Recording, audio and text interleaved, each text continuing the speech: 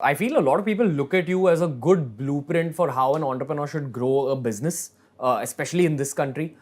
Completely self-made guy. Lots of. I feel like you're someone who's a constant learner as well, which is kind of it goes hand in hand with being an entrepreneur. And only because you're a constant learner, am I asking you this? You mentioned that in this phase you understood what you did right and wrong. So could you take us through like the top three right things super fast and then the top three wrong things super fast in your whole journey till now? Yeah, that's a very tough question. I think there are three things that I believe we did wrong. I will start with the wrong and then go to the right. So I think the three things that I could have done better is one, I could have focused that in bringing good quality talent sooner.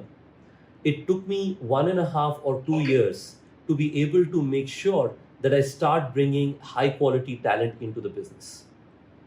The second was ensuring that as our company grew, we should have taken a pause sooner and said, what are the 2 or 3 things we can improve? We did that at the end of last year, around December or January. We could have done it a few months before.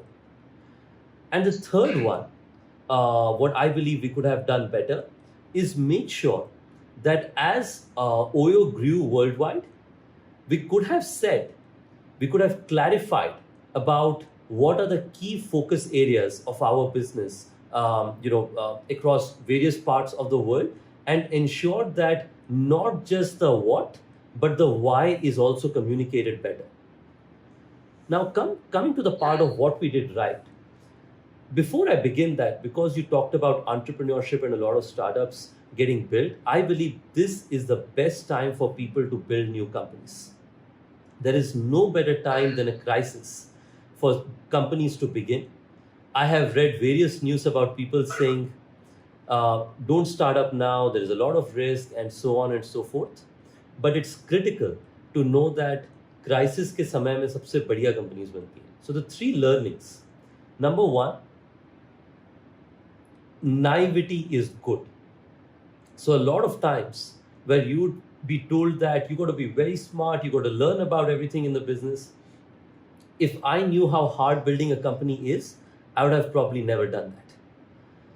Number two is making sure don't go after industries that everybody is chasing. Nowadays, I see that people see that there are 2 or 3 industries that are exciting and then everybody wants to go in that. Remember, the industry that nobody is looking at this point of time is the industry that's going to be very successful, but not just very successful. You can be the leader of that industry when the world comes back. My learning has been be the big fish in the small pond, not the small fish in the big pond.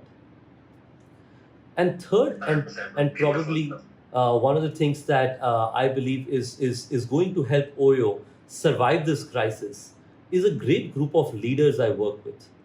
In the history of our company, I have not lost the people who work with me, the senior leaders who I have brought in, and all the team members sort of constantly get inspired by them. They have not left and they continue to stand together in these really tough times.